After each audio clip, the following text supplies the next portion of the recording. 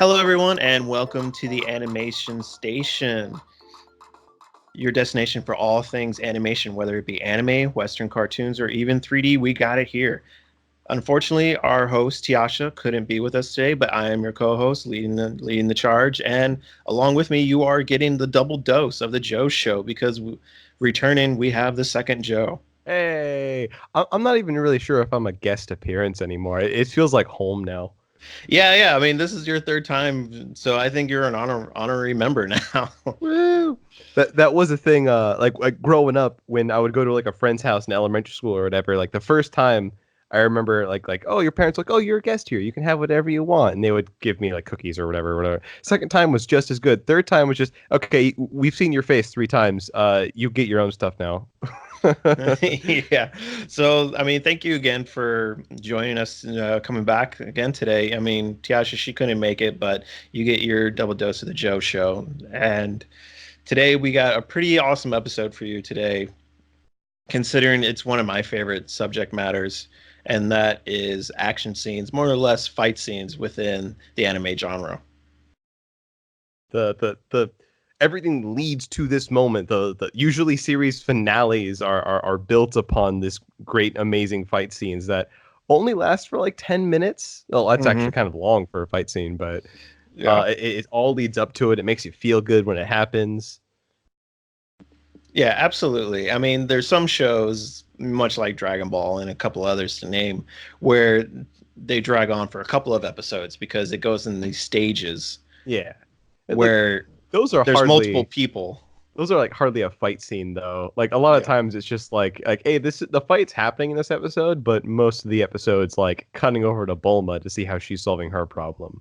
Yeah, or if it's involving multiple people, multiple fights happening in multiple locations. So it Mm. cuts from there to there. But a lot of times in most anime, you always see it where there's just one guy he's fighting one guy, he takes him out, and then another dude joins in, another guy joins in, or it's 2 on 1. There's Hmm. just these multiple stages of the fight because there's so many people who are involved.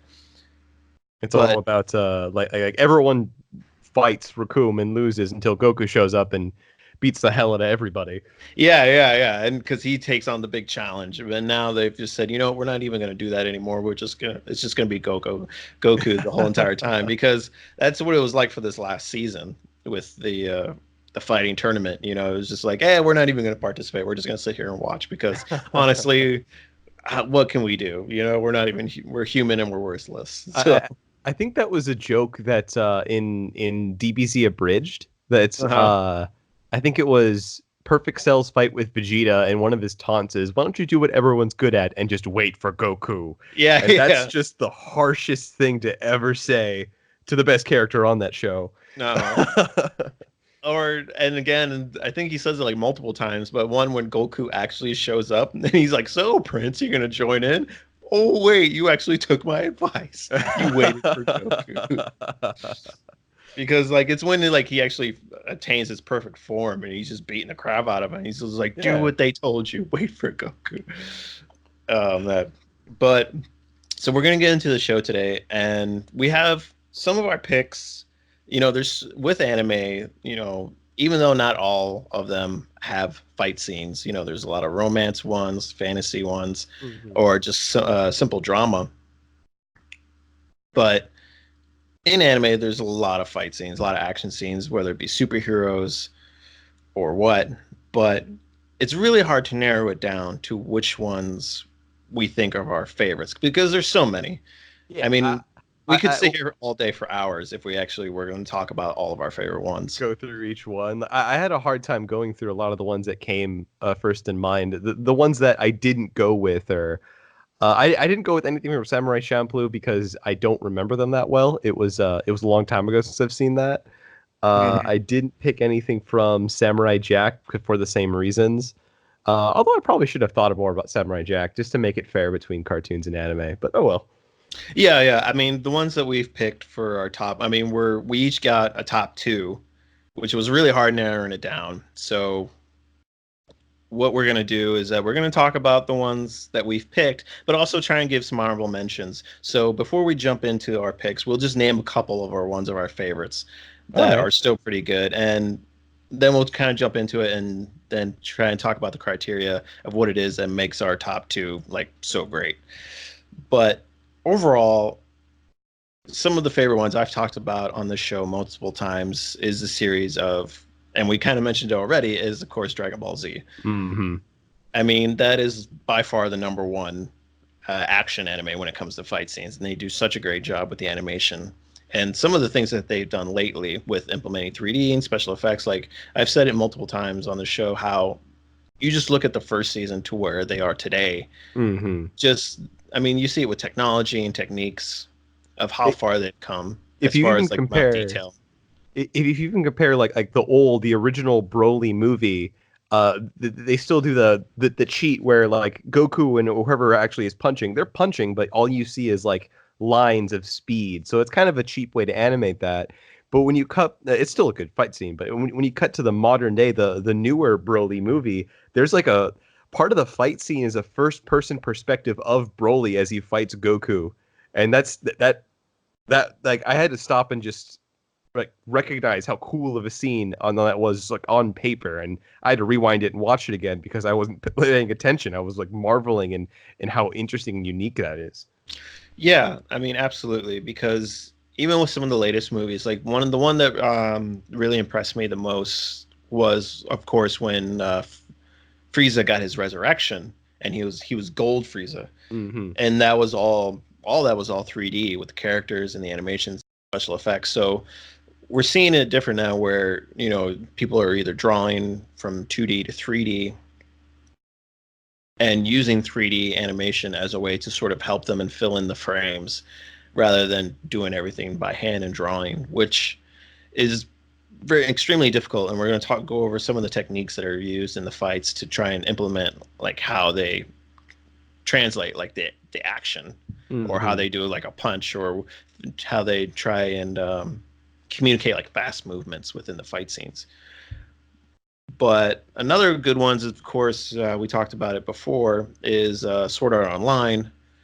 There's always a ton of great fight scenes within there. I think just within that series alone, we can probably spend time like talking about like our favorite top 10 fights within Sword Art Online, because there is a lot of those as well. I mean, that's a really great action anime, not just within the show itself, but the movies that it's had. I Which, haven't gotten around to seeing the movies. well, they had the what was it? Something. So they had this one where they're implementing not just virtual reality, but AR, Hmm. where they were bringing in monsters into the real world with the That's last cool. movie. I'm trying to see if I can look it up. But the one great thing about it was the finale of that movie. Because it was a movie, they had a lot of money that they poured into it. Yeah. Original scale, that's what it was.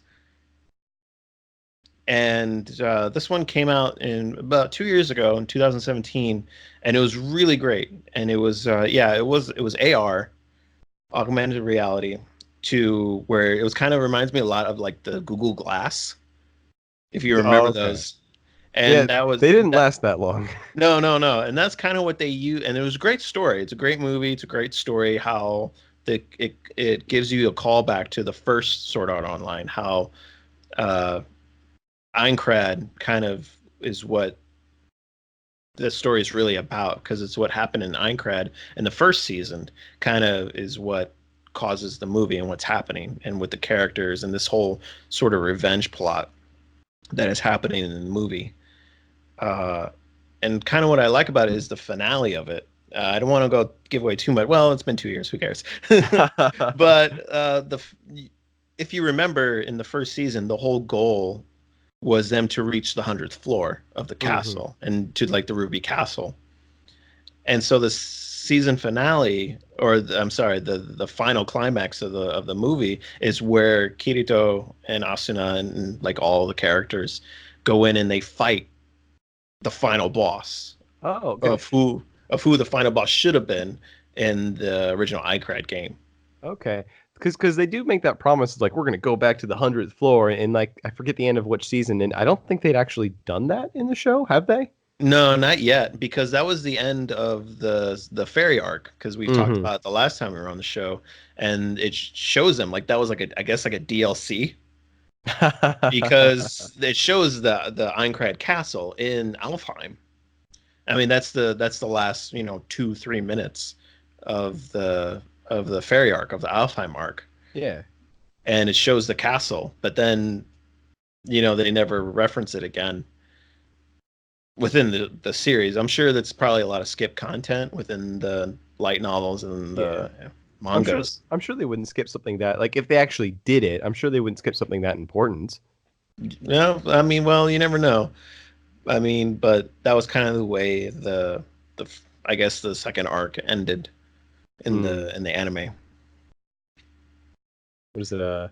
Some of my honorable mentions. Drop back to DBZ for a second. I would have totally picked this one as one of the ones to talk about, but it's hardly a fight scene. It was when Cell absorbed one of the androids, so he's semi-perfect Cell, and it's Hmm. just the scene where Tien uses his little triangle square thing, and he just Yeah, yeah, like Kinko Ha, where he just yeah. used on him over and over and over again to fight off this guy because it's always played up that Tien is kind of one of the lame duck of the heroes. He's not a Hmm. Saiyan. He can barely fly. Like he's Hmm. when I say barely fly, like he knows how to. It's just like what else can he do? That other than Yeah, grow two extra arms, which he never does again. yeah. But I mean, he is pretty jacked. And when you mentioned the yeah. abridged version, that scene is actually Oh, funny. It's so funny I because love it. yeah. Because I mean, we need to commit to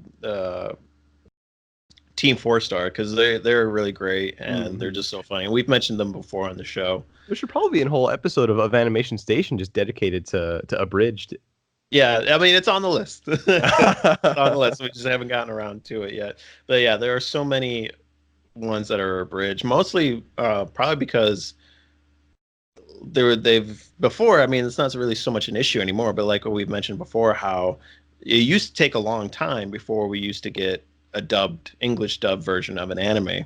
People would grow impatient, so they would just do an abridged version of it, just that Mhm. way people can get an English version of Yeah, that show. like someone can translate it. They can get hire the amateur voice actors to get it done, and that's what we had at the time. Yeah, and now it's like almost as if it's not really so much an issue anymore, as we've talked about before. How now the turnaround for an English dub of an anime is not so much a long as a wait as it used to be.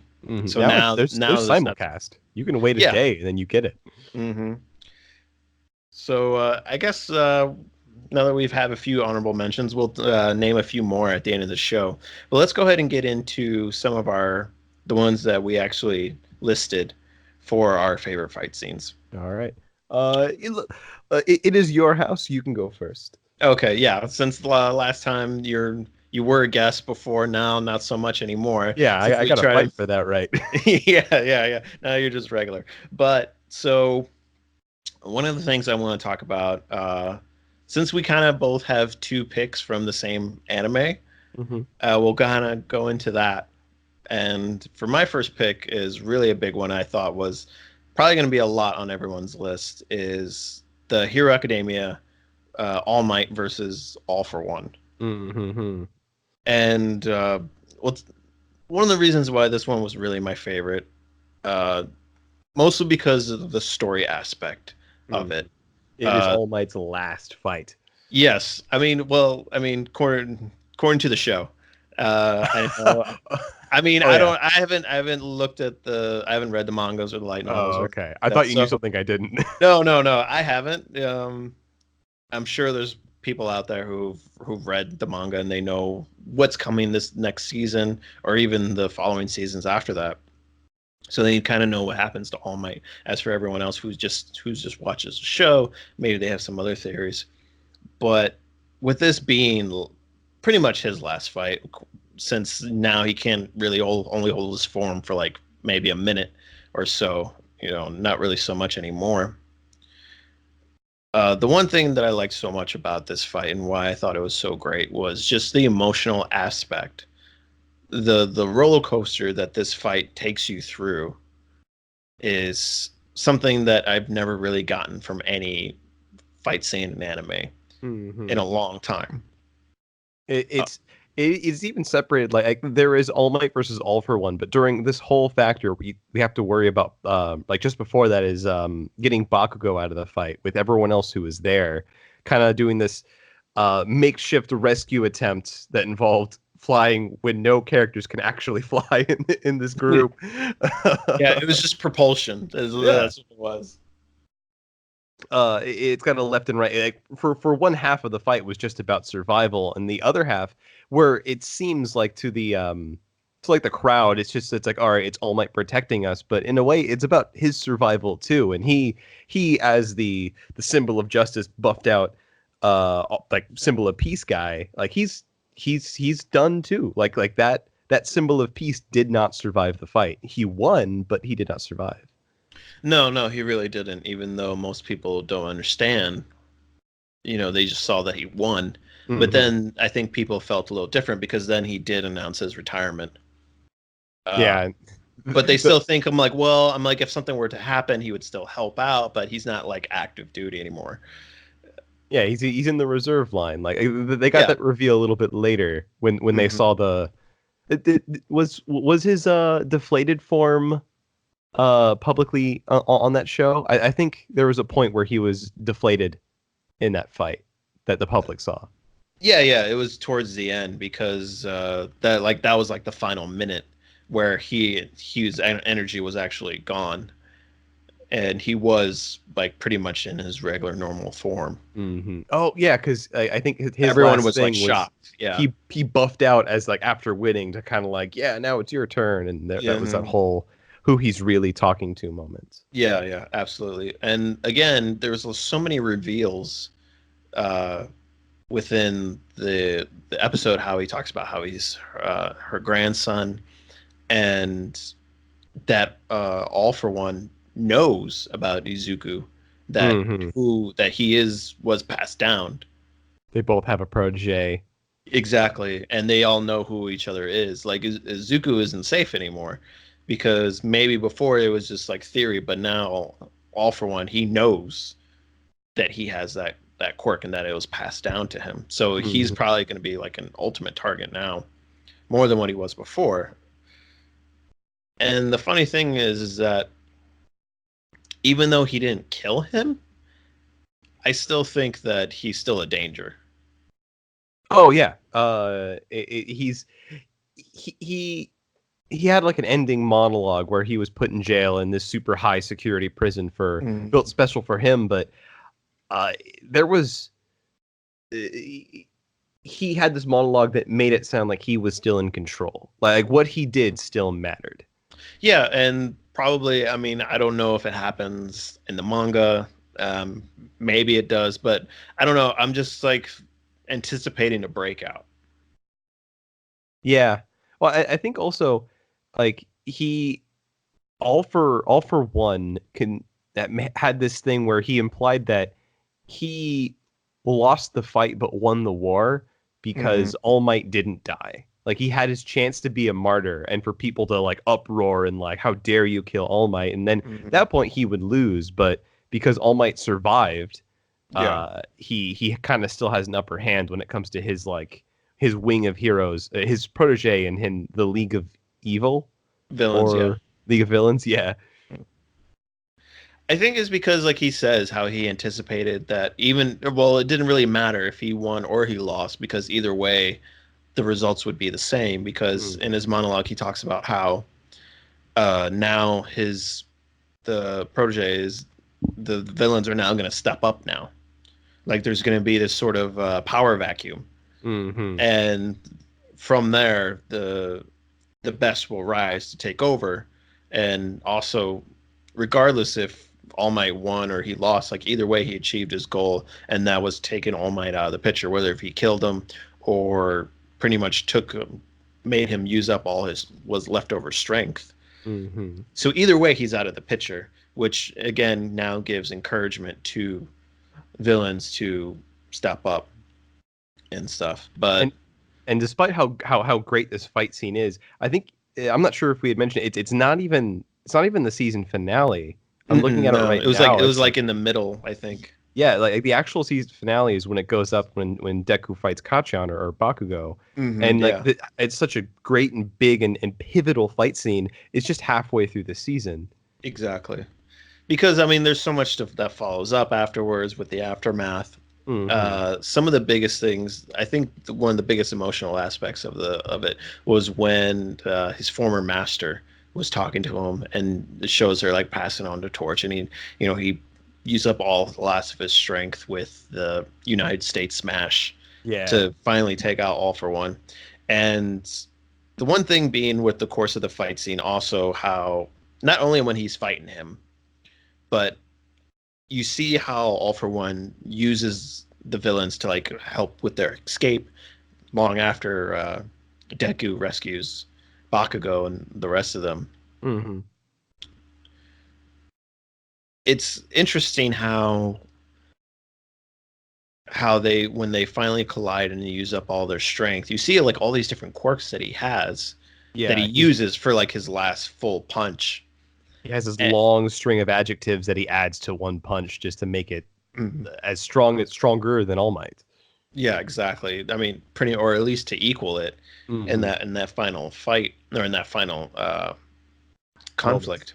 Yeah, but the one thing that I would have to say with the anime and just looking at the actual art techniques that they used, it was just I'm trying to think of the word, how fast it is because it shows them like especially when like his body like uses it for like the last time. The amount I love it how whenever something's like really crazy or intense, how everything kind of goes white and they use like cross hatching Hmm. to show like the amount of speed and intensity for like something whenever there's like a fight going on or a big explosion. It's all just to emphasize the hits that I'm not even really sure if they use it for a lot of Deku's punches. Like the most they do is he has this green lightning that seems to be all for one or all for one.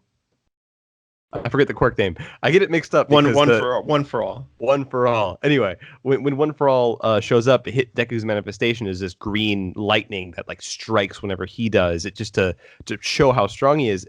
They've used different techniques to make it seem even stronger for All Might, and it's also a neat little deal because when they go to this super, like you said, this white cross hatching, it goes super contrasty version when they start fighting. It's also emphasized when All Might's in his deflated form and he has this really sunken in eyes and he's really just super angular. It really shows off. Like I'm looking at one screenshot right now when he's deflated and he has the one last arm for one last punch to go through, and it looks like out of context it looks almost evil because he Mm. does not have a heroic face despite his actions.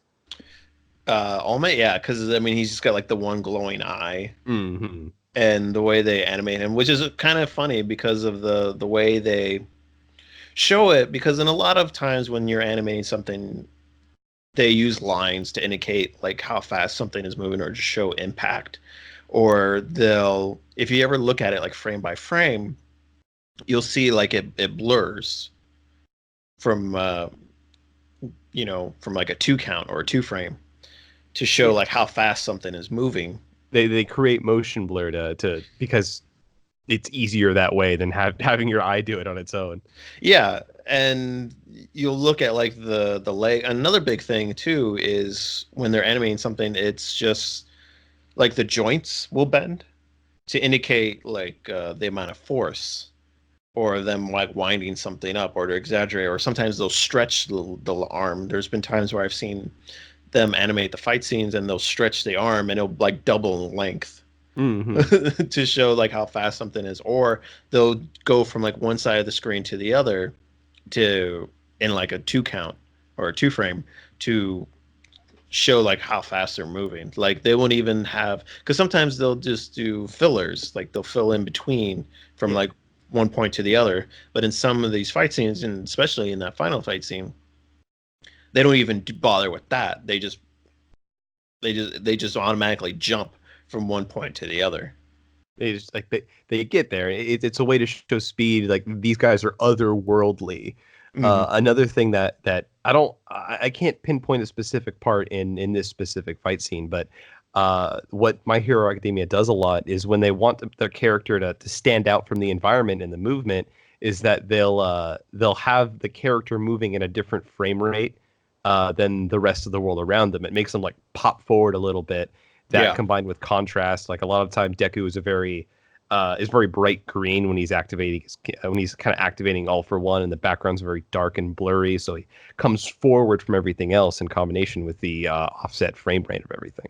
Yeah, and most sometimes they don't even bother drawing them completely. I mean, there's been times where I've frozen the frames and it shows them like moving really fast, and they are literally just a blur. Like they're like a sphere or something, like like a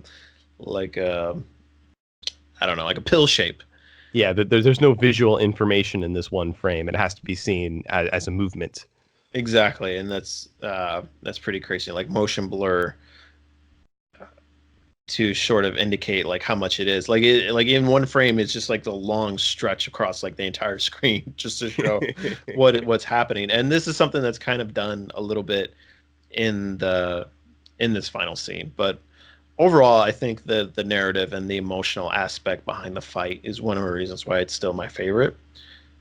And it stands out to me not just because of what All Might goes through, but also just how the crowd, like Hmm. when they start showing the crowd at first, like it shows them losing hope, and then all of a sudden, like people start cheering him on, and both Bakugo and Deku, like when they say "Come on, All Might," and it's just like the amount of people who are just cheering him on, even despite how much they're afraid. I Hmm. think that was what, as cheesy as it is, as Well, cheesy as it is, it's still like one of the things that just gets you going. That combined with the music and just the overall seriousness of it all, it's really stands out to me. with this scene particularly well, like usually when the big bad shows up and the other good guy shows up, like all right, well the good guy's probably going to win because that's why I'm watching the show. This one, I felt like I was part of the crowd because I didn't really know who was going to win. Hmm. Like the way it ended was super great. The good guy won, and everyone feels great, and the whole crowd cheers, and I was cheering and crying in my seat, all that stuff. But Yeah, it just could have easily happened that All for One wins because this show isn't about All Might, it's about Deku. Like All Might hmm, didn't have to win that fight. So I was in the dark over whether he was going to or not. Like very rarely is that going to be like I legit don't know how this is going to happen. I even expected him to lose just to be have the moment in like a normal kind of arch of a story, or the way a story goes is the wise like teacher eventually has to die. And in this case yeah, he kind of did, but he still won. Like I didn't expect for him to walk away winning. I wanted him to, and when he finally did, like it felt amazing. But it made me feel like I was actually part of that crowd that was worried the entire time up until the very end. yeah, absolutely. And well, considering this, that these are one of your picks, since this is something with since we're talking so much about Hero Academia. One of your picks actually is one from the show, since you Hmm. mentioned Deku a little bit. Since we'll segue into that aspect from All Might to Deku, since you said it's his show. Hmm. Let's talk about. Well, still talking about Hero Academia. Let's talk about your fight scene. That's one of Deku's. My chosen fight scene was Deku versus Todoroki in the sports festival. Yeah. And I chose this one because it had a lot more in a similar way. It had a very emotional value into it because Deku still wants to win, but he also really cares that Todoroki feels good about himself. Like despite all of his family issues, despite what he knows he is, he's practically a test tube baby without the test tube. It's a very gross feeling that he has about his own personal identity, and Deku pretty much stopped being an aggressor in the fight and mortally wounded hit both of his hands just to make sure that Todoroki feels good as himself as a person. And I guess that could make it less of a fight scene than it normally is because the first half, arguably more, is just Deku playing defensively, sacrificing each finger one after the other just to make sure he can get a point across. Hmm. Yeah. But then again, he talks about his own needs and wants to be the best because Mm, he even says is like if you're not going to give it your all, then you don't deserve to be here. and Talking about how everyone's given their best to be number one. and if you're holding back, then You'll never be number one. you'll never be number one, and the more you hold back, the less you're capable of, and people could get hurt if you're not Yeah, really trying. yeah, exactly. Uh, and again, falling back to what I said about All Might's fight, the emotional aspect of this fight was really intense Hmm. because you get this backstory about Todoroki, about him and his mom, how he got his scar, more or less how his dad is just using him for his own Yeah, ends. Like he doesn't see him as a son. Like he sees him a second as version of himself, like, and I that's don't. kind of like you can consider your son like yourself 2.0, but this is kind of a weird distinction of that. Yeah, Todoroki is he's pushed into doing what his dad wants him to do, and whether yeah. like he might have wanted to be a hero from the first place, like every other kid, Hmm. but this is different. Like he doesn't have the choice. Well, again, this is mostly like Deku and Bakugo. He was inspired by All Might, not by his own dad, Hmm. which Which I'm sure is his dad is a great fan that his yeah, son prefers to hang out with All Might over him. yeah, yeah. I mean, because like you saw in the flashback when he was a child, how you see the All Might speech, how the quirk is what you make of it. It's Hmm. yours. And again, referring back to what Deku said, it's yours, not his. And I think that's shows not just what Deku thinks about a quirk, and not only within himself, because you see one of the flaws that Deku has is that he was trying to impersonate All Might, Hmm. when now it's his, now it's becoming his. He learned from his own lesson. Exactly. And now with Todoroki, he kind of realizes that it's his quirk for him to do what he wants with it. But again, to see how he's treated, like there's no love there between No, him and his dad. Uh, just because of the way his dad sees him, like he doesn't see him as a son. I mean, maybe that's going to change later down the road. preventing from spoilers. I have a friend who is ahead of the show in the manga, Hmm. and he said he estimates in season 5 there's going to be a redemption arc because he knows it's coming. He's read it. He just doesn't know when it's going to show up Yeah. for Hellfire Mm. for his dad, Todoroki's Oh, dad. and Endeavor. Endeavor, yes, his quirk is Hellfire. Yeah, yeah. Uh, and yeah, it's a really emotional scene, and I think this is the last fight scene where Deku isn't but before he gets his shoot style where he starts kicking around and becoming himself. Like this is and he starts being more confident because this is who he is and not who All Might 2.0 is. This is the last time we see him with like the shakeable, the Yeah. the the Deku that shakes when he fights, because he was whether it was through pain or through emotional like turmoil, he was shaking during that fight. He broke each one of his fingers, some of them twice, and then I don't know what happened with his lip, but they had some pain scars on there too. Oh, Uh, that's because he stuck his thumb. He yeah, couldn't flick it. So he stuck his thumb in his mouth and pretty much gave himself a fish hook. And yeah. then that's how he was able to shoot with his thumb. He smashed with his lip or cheek or something, and it's Yeah. nuts. Yeah, he And uses it as a flicking to flick. going on like from the emotional to the physical aspect, it he himself, the character, does a lot more than you would expect him to do. Like up until recently, we know that he had like an ammo pouch of 4 bullets, 8 bullets, and that's as much as he could do. He'd never used his feet before. He'd never used one twice, and he never used his cheek. And this is where it comes out, and this show how determined he is. Like this is your quirk. He wanted to get this point across. He wants to win this badly. He will go past what he thinks he can do just to get this one Hmm. fight done. And he wasn't Yeah. even thinking about the fights after that, because if he had one, he still had like 2 more fights afterward. Yeah, yeah. I mean, yeah, he would have been done. Like pretty much he just would have been forfeited if he Yeah. had lost. But again, following, there's a ton of motion lines or speed lines that are done with it to indicate fast movement or simple blurriness that they use to try, and also like duplication of the limbs to show like Hmm. speed and movement. Like there's been times where you see, maybe not so much in Hero Academia, but those see times where like there people are punching or fighting and the body's not moving, but there's like a million arms that are Yeah. going around to show just how fast they're moving and how much they're punching. A lot of old school anime falls into that. Like I mentioned DBZ already. I think Roni Kenshin did that a lot. Hmm. I think that was just the standard like after image when you move so fast, your body still seems to be there, but it's just an illusion. Yeah, yeah. Or the after image is another one Hmm. where you're moving so fast it looks like there's multiple of you. Double team, Pokemon rules. Yeah, yeah, absolutely.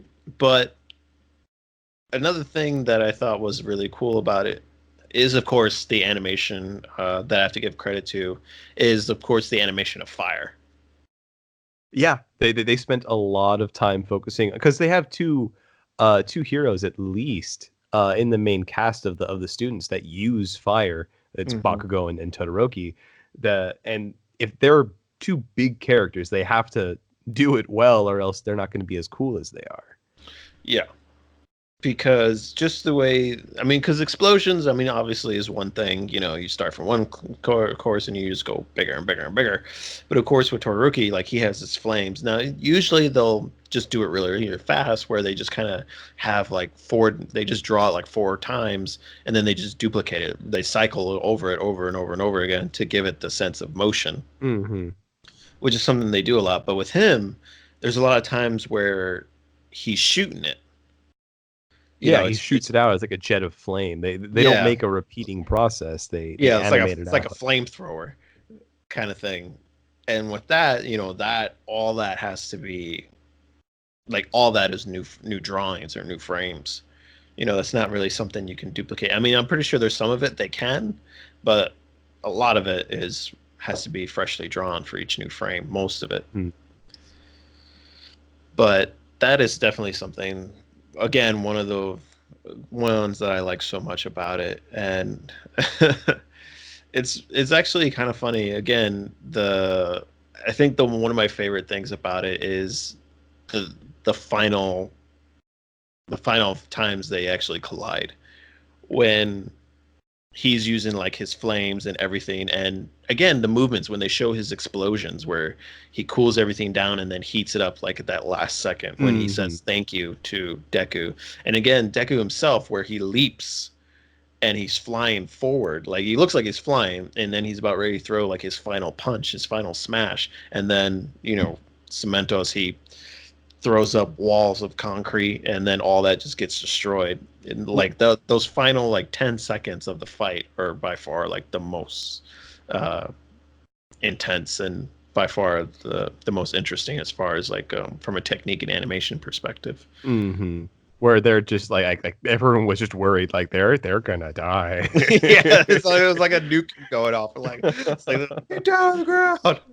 But again, it's their theme song that's playing with that moment. And again, we talk about intensity lines and motion lines, where Deku, like he's just sitting, like he's doing that pose of his right before he's about ready to launch himself, and you just seeing like all the intensity because of all the motion lines that are happening within that scene is just it's just really good stuff. Hmm. And But so, well, I'm sorry, I, go ahead. I mean, we can cut this specific one short just because we've Yeah, talked a lot about My Hero Academia a lot. We're yeah, going to be saying the same deal over and over again. yeah, absolutely.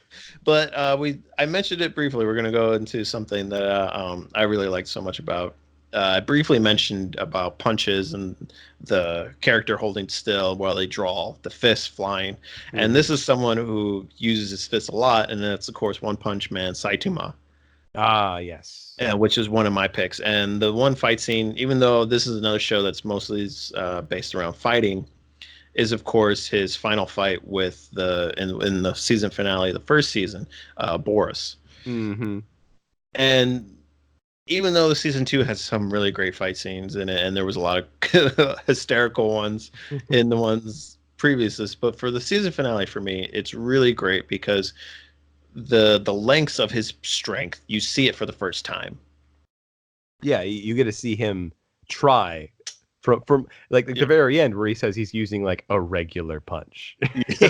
Yeah. Like, well, like his final move is like the serious punch. He even says it. It's like my serious punch. And he throws the serious punch, which to me, it kind of, I wouldn't say it frustrates me, but it kind of confuses me a little bit because in the fight, you kind of get a sense of how strong he is because in the fight, he gets knocked to the moon, literally out of our atmosphere, all the way to the moon, which he was lucky enough that the moon was right there behind him. That's a good point. Otherwise, he would have just flown into space because, no gravity, something in motion stays in motion. Mm-hmm. Laws of Something else hits him. Yeah, laws of physics, and eventually he would have died. But because the moon was behind him, it stopped him. And this is what's kind of funny and a little hysterical about the whole thing is that because all he does is like plugs his nose and holds Yeah. it. I'm and like, looks kind of annoyed. yeah, and I'm like, you are in space. Like you would have been flash frozen in an instant. Like, are you mean to tell me that you have the durability to survive space? It's amazing what a basic strength routine can do for you over I a know year. 3 years work out or 2 years work out every day, and you can survive space Oh, without. he did go through endurance training when he refused to pay his AC bill, and it was the summer. Yeah, well, the extreme heat and extreme cold. Of Yes. apparently that lines up. Yeah, but that's like the only aspect of the fight that I kind of get annoyed with it. But it's meant to show you like the extent of his strength and the extent of his power. Yeah, nothing can stop How he can survive space him. and crashing into the moon. His eyes didn't gouge out like they did in oh god, I'm trying to. Schwarzenegger movie. Yeah. I can't remember what it was called, but you know what I'm talking about. Yeah, I got a remake recently. Yeah. It's gonna bother me not knowing. I know. What that. I know. It's gonna People are come gonna to. get. This isn't a live action movie podcast, but people are gonna Yeah. get mad. Yeah, but like that should have happened to him. Like it should have been flash frozen, shattered once he collided with the moon. But then he like launches himself back into our atmosphere. Doesn't burn up on him on re-entry, and he comes back and lands Mm-hmm. right there on the ship. And he's like, "Hey," and that's Like, like all one right. of that's like one of. Sorry, go ahead. These shit lands like, all right, I felt that. All right. Yeah. And but the one thing I love about him, I always call him the anti-monologuer because like there's anti-heroes and like every time someone's talking about, he even says it. He's like, "Why do you guys have to monologue all the time? Can we just fight?" This fight's gonna last 2 seconds anyway. Yeah. They're actually making a video game off of One Punch Man with One Punch Man as a playable character. Yeah. Do you know how they're taking care of that? No, I thought probably with the Bankai probably with the new game that they have. Maybe I don't know. Probably It's just no.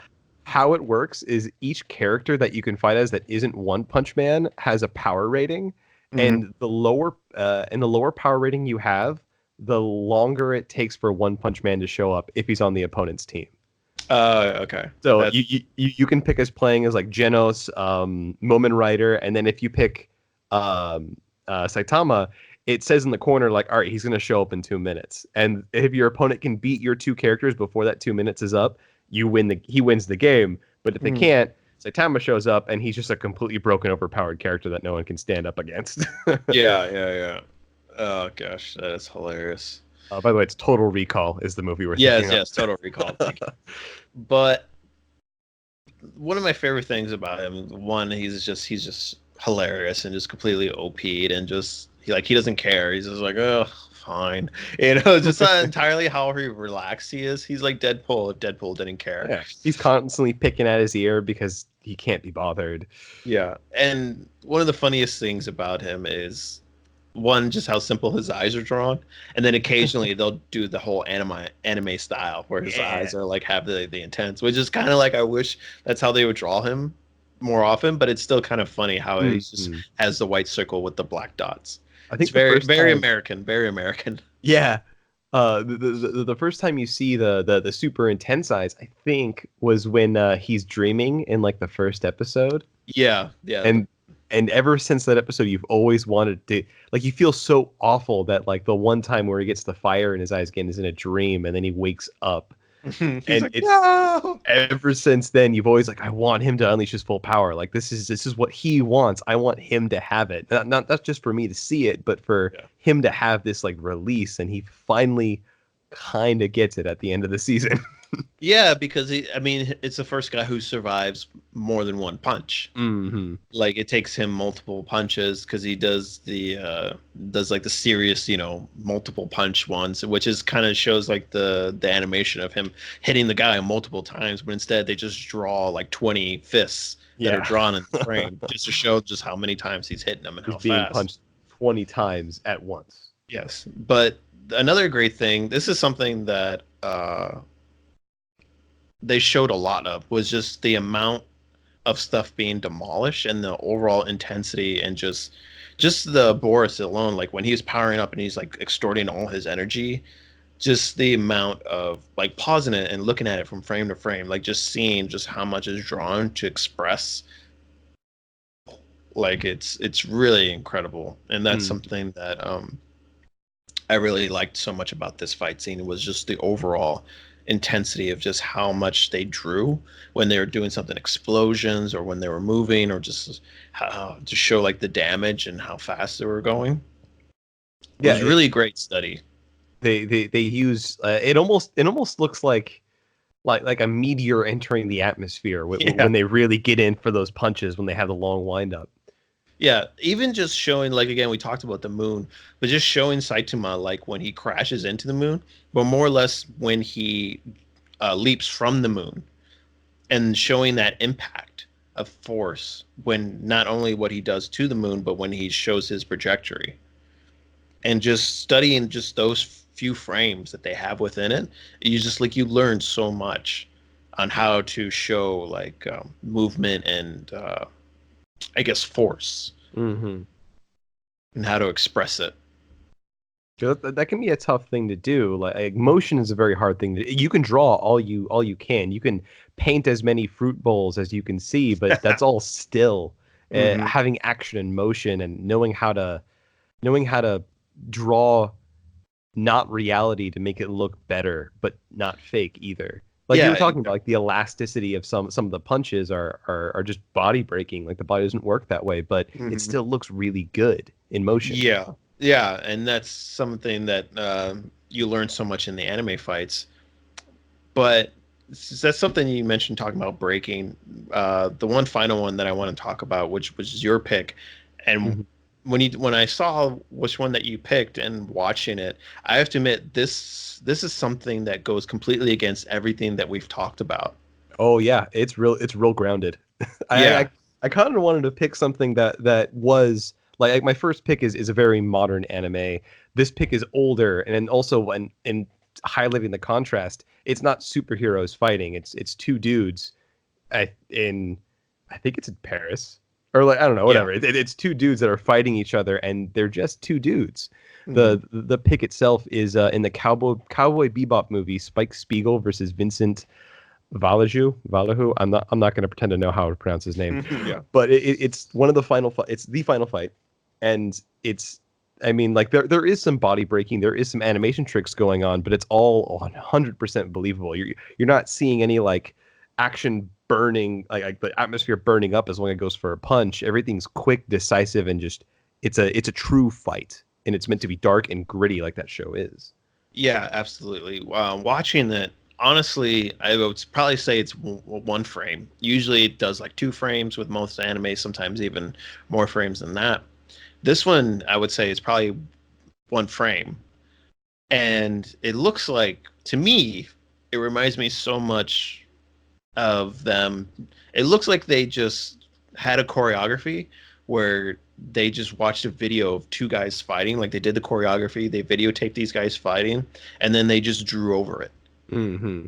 Because even though there is a little bit of body breaking and there's a little bit of exaggerations, like with like the punches and like them just like, Yeah. you get the point where they almost like they puke almost when Yeah. someone like punches them in the stomach, but it's just spit, or punches across the face, or Mm. when they show like blood coming out of the nose, it's overly exaggerated with the punch to the face. But overall, watching this, there's no crazy fast, camera action, no crazy spinning, nothing like that. It is really just the camera just kind of holding still Mm. and these two guys just fighting. And it's not like we say it's holding still. It's still cinematography. It's very Mm. it's brilliantly done. It looks interesting from however aspect you put it, and then also like this is before the rise of like CG was used a lot in anime. Like there was a Mhm. point where like there are entire animes that are done in CG, and people have some thoughts about it. I don't quite mind them, but I think there's a happy medium that's happens now where fight scenes are assisted or some like difficult things to animate are assisted by CG and 3D animation. This is before all of that, and Yeah. they had to make things beautiful within the limitations of the two dimensional things, and that's a lot of the camera is still while the two people fight, and it's still hard to do. I imagine like I wouldn't be surprised if what you said was true that like they had the two people choreograph a fight and they animated over that. But it was also like each section of the fight had its own little like noir camera angle where Hmm. it was behind some grates where you see the fight kind of like shaded through the gaps of these pieces of metal, and behind the entire deal there's this blurry fireworks show going behind it, which is really it's it's surprising that it never really distracts from the actual scene. Like it's a very bright and things that you're meant to look at, while the fight scene's really dark and gritty. But you always want to keep looking at the fight. It's I don't know how they did that. It's technically amazing, and I love Hmm. watching it. Yeah, yeah. And I don't have an explanation for why that works out so well. With some of it, some of the fights, or some of the points within the fight, we talked about how they do like motion blur, or action lines, or they will do duplicates of an arm to show motion.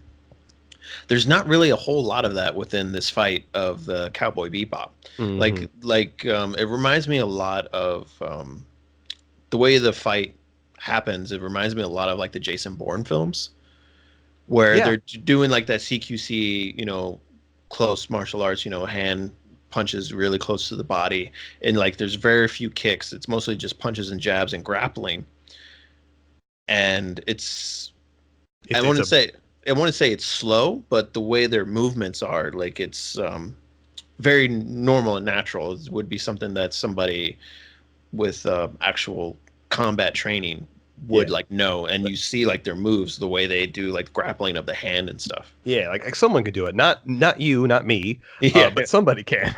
yeah, because they're actually the way they're fighting is like that of, say, like a special agent or somebody with martial arts training would do. Like it's nothing like that's overly exaggerated, and it's a good contrast from some of the shows that we talked about here.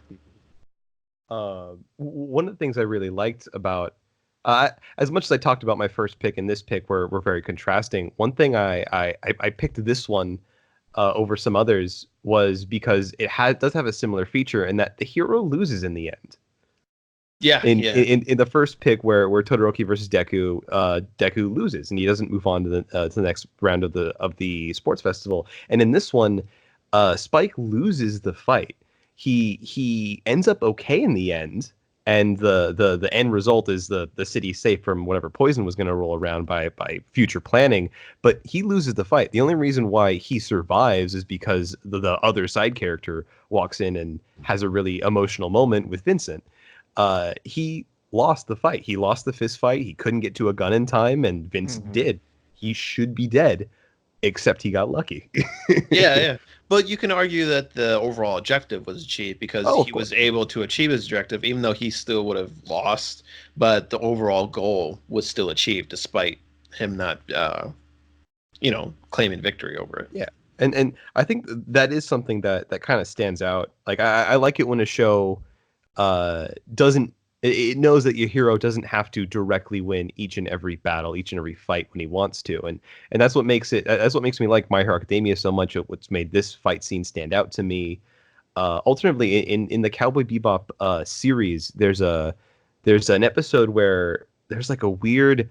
I think he's French. There's a weird clown, like mercenary or assassin that was sent to kill Spike, Hmm. and Spike. The whole episode is just Spike running away. Like he cannot fight this guy. It just doesn't work out. And the only reason why Spike wins is because that assassin happens to be really afraid of cats, and it distracts him Yeah, long enough for him to die. yeah, yeah.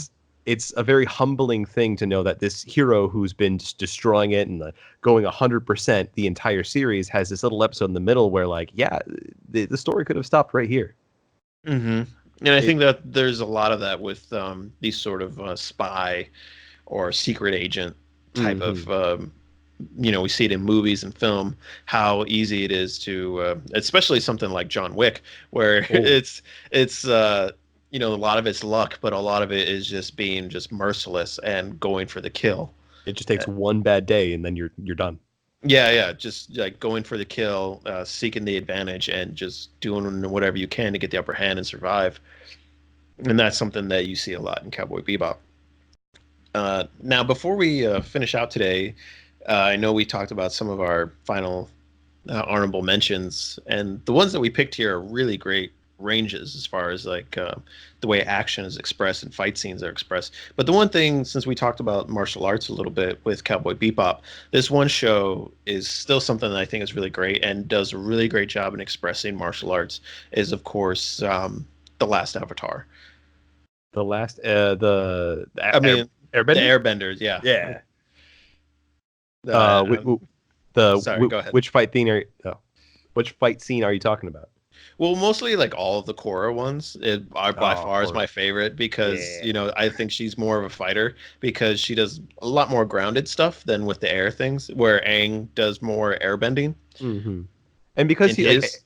airbending, at least in the first season, it was a lot of like there was fighting in it, but a lot of it was like floating away, being like a mediator. There was in airbending, there's very little direct conflict in the first season, and Yeah, because Korra didn't know how to airbend until the end of the first season, she was a brawler. She was a fighter. She was beefier than hmm, Aang, which is really cool.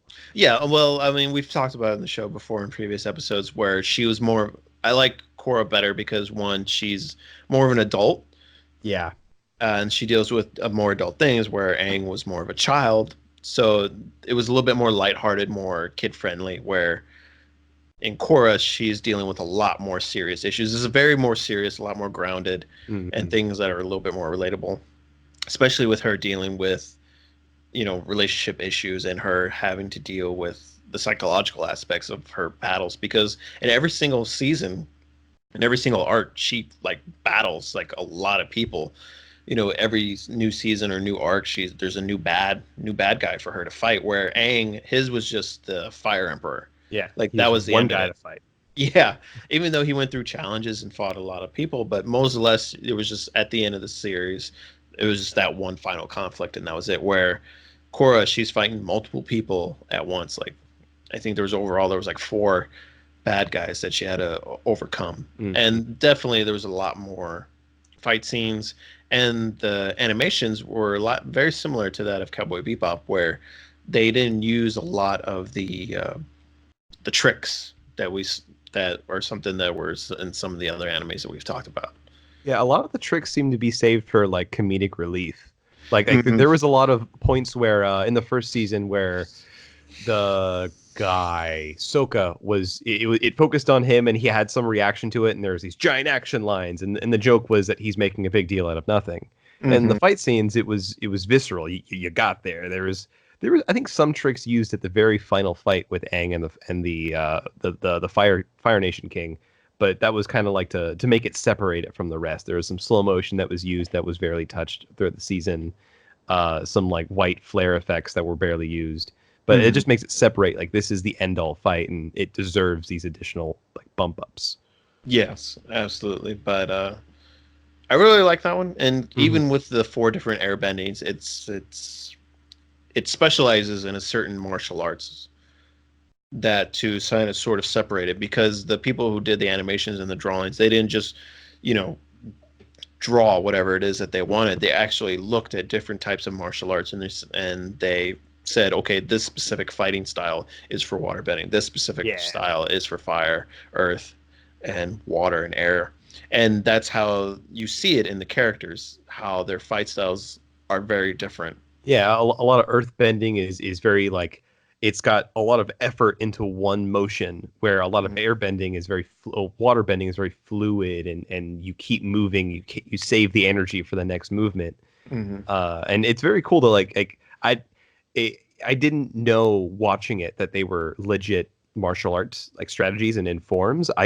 It was cool to figure out like, oh, like earth bending is like this, and Mhm. you can tie that to whatever after some research. Yeah, and I think that's usually some of the things that makes an anime better, is when it actually ties into real world things Mhm. rather than just come in kind of like, we'll just make it up. You know, I mean, it is made up, but there's still some real world Application. references and consulting that it relates to. Moving on to one of my honorable mentions. It's one that I really wanted to include, but I didn't want to pick two fights from the same show. I wanted to talk about the My Hero Academia Sports Festival when it was Tetsu versus Kirishima, where it Hmm. was just them mirroring each other, and the blossoming bromance where they're just best friends but hate each other. Yeah, yeah, just pretty much the same thing. And honestly, it just looks like they were mirrored when they were just punching each other. Oh, for sure. That's the joke on those two characters. They Hmm. have different quirks, but they're used exactly the same. And they're just Yeah, fighting over like, well, I'm the better one. I'm the better one. Stop yeah, copying my moves. You're copying mine. And yeah. they ended up in the same internship, and I like it whenever they're in the same room at the same time. Yeah, because pretty much Tetsu, like when I saw him, I'm all like, they stole that from X-Men. Like that's Colossus. I mean, yeah. I mean, that's Colossus. I mean, pretty much, you know. But yeah, it's pretty good, and you know, we've talked about this show many times, and I'm really excited for the new season. That's actually coming up. Pretty soon. Oh, like really soon. Hold Yeah, up. Is that upon our recording time? Hold on. My Hero Academia, yeah. season 4. It's like the 12th, I think. I it Yeah, I'm freaking out because it is the 12th. Okay, yeah, so that's in 3 days. yeah. It's this upcoming weekend. Yeah, because it's always on a Saturday. Oh, So yeah. I am so excited. Yeah, so it's gonna, even though we'll already have watched the first episode when we post this recording, Mhm. but you know, maybe we'll get some time to talk about that a little bit later off off mic. So yeah. All right, everyone. This is our stop for this week's episode on Animation Station. Thank you for traveling with us. And if you like what you heard today, give us a like, showing your appreciation, or leave a comment sharing your opinion on what was discussed here today. We are always looking forward to hearing your thoughts and ideas to help us improve the show. If you really like what you heard today, subscribe and follow so you never miss an episode or any other content we post from now on. Mhm. Yeah. So again, thank you, Joe, for stopping with us today, and thank you for having given us another double dose of the Joe Show. Perfection. It's a good day with the JoJo show. Yeah, it is. I think it's like again. I have shown up, and the episode is more than an hour now. Like it's every time I show up, this happens. Yeah. Well, we kind of ramble on a little bit. Yeah, So we're thanks good at again, talking. everyone, and we'll see you on the next one. See you next Bye. time.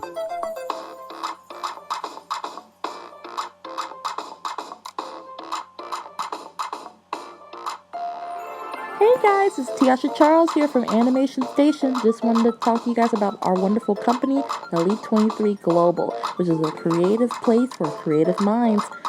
We have a wonderful board of branches, which is fashion, media, and even gaming. We have a team of creative minds coming together to make projects we always wanted to start, like this one. Also, come check out our clothing store called Elite 23 Shopping to check out the hottest and even cutest styles. If you want something new, come to Elite 23 Shopping. See you guys later. Bye!